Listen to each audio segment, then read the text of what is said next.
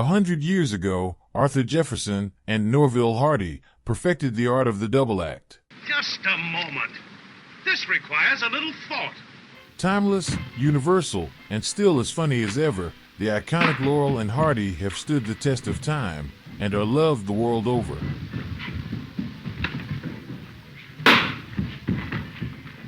Virtually every comedy duo that preceded them owes a debt to their influence. Yes, Brats, precisely. From Abbott and Costello. What are you using for bait? Apple. You're supposed to use a worm. The worm is in the apple. Harold and Kumar. This is ridiculous. Just walk across. It'll change in a second. There's not a car in sight. Just go ahead. Fine. You want me to cross? You want me to cross? I will cross. Makes you happy. I will cross. I'll do it.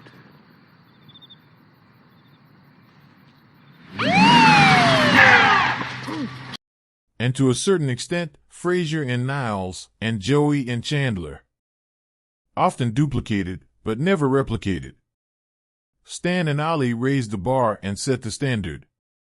But what makes them so funny? Let's take a closer look.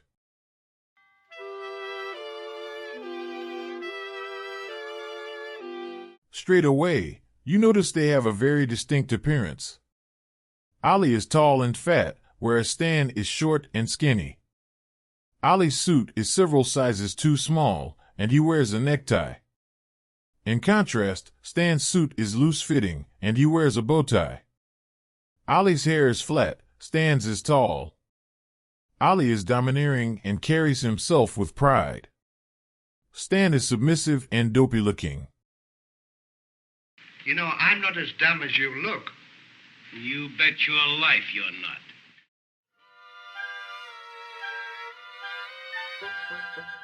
The relationship between Stan and Ollie is that of best friends that are as close as brothers. And the dynamic is simple. Ollie is the dumb smart one, and Stan is the smart dumb one. Well, for the meticulous care with which you have executed your finely formulated machinations in extricating us from this devastating dilemma. Then, on the other hand... Get in bed. Huh? And much like brothers, they are petty in their one-upmanship, but when the chips are down, they always have each other's back.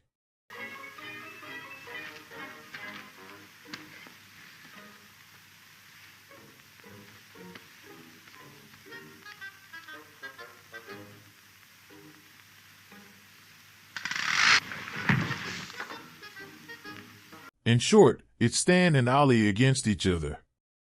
Or Stan and Ollie versus the world. And the beauty of their relationship is that it works in virtually any setting. They are Laurel and Hardy, but they can be rich, or they can be poor. Pardon the intrusion, lady, but my friend and I are victims of the depression.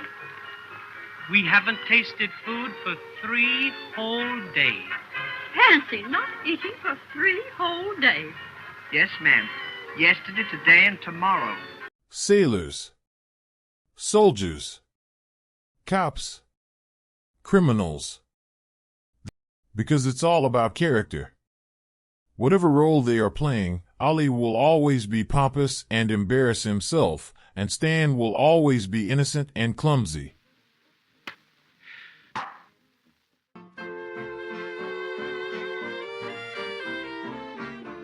Laurel and Hardy movies had one recurring theme.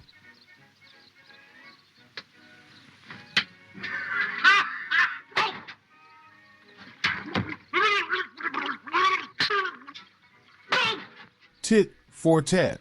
Tit for tat. What? Tit for tat. What's that for? I thought you said tip me hat. Inflicting harm in return for harm suffered. You break something of theirs, they'll break something of yours. Then repeat and escalate until the final humiliation.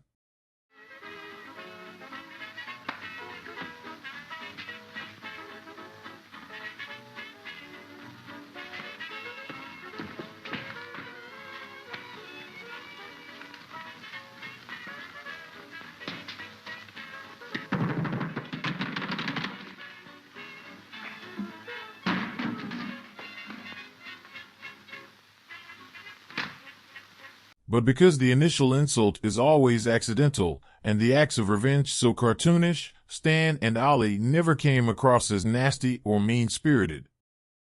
It was violent, but there was never any bloodshed. It was extreme, but there would be laughter in between. Even the sound effects were too over the top to be taken seriously. Notice that we don't actually see Ollie get run over. It's much funnier to see the ridiculous aftermath. Simplicity was the key to everything. They didn't need intricate plots or complicated themes. Everything was always easy to follow. An entire plot could revolve around something as simple as tidying the house, changing clothes, or going to bed.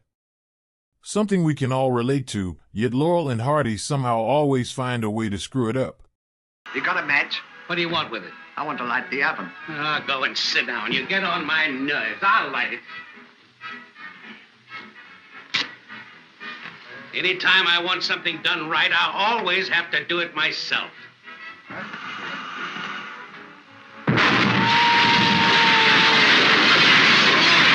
Not that it was just all physical humor. When they transitioned from the silent era into talkies, they fully embraced utilizing witty dialogue. Here are some of my favorite lines. Remember the old adage. You can lead a horse to water, but a pencil must be lead. Tell me about my dear, dear daddy. Is it true that he's dead? Well, we hope he is. They buried him. Let me see. Pull in your stomach. That's better. Now throw your shoulders back. That's right. Now, chin up. Chin up. No. Both of them. Both. And they weren't afraid of venturing into the surreal to keep their act fresh and unpredictable. But for me, it was the little details. Like letting the shot linger for a bit longer so they can break the fourth wall. And look at their precision-perfect timing.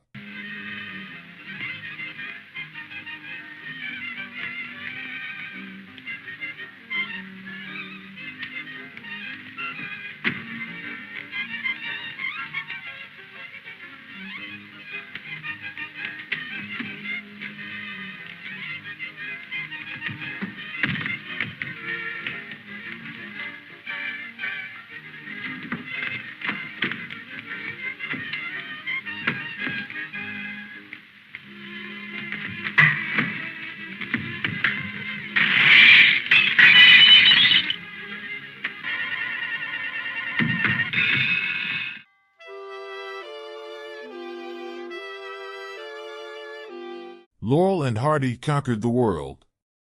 From the silent era to talkies, something even Charlie Chaplin couldn't manage. And their influence is still felt to this day.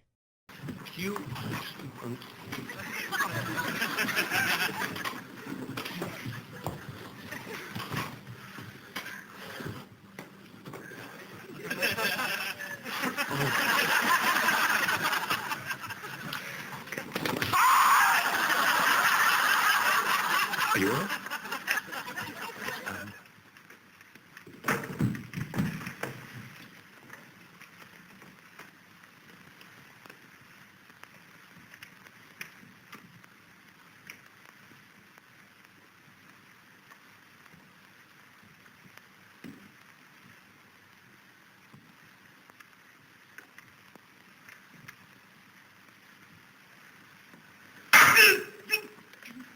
The reason they have endured for so long is because they never punched down. No sex, no politics, no bad language. They are unlucky losers providing wholesome entertainment the whole family can enjoy. Heck, they were even a cartoon. It's been almost 100 years since they first entertained us. Here's to 100 more.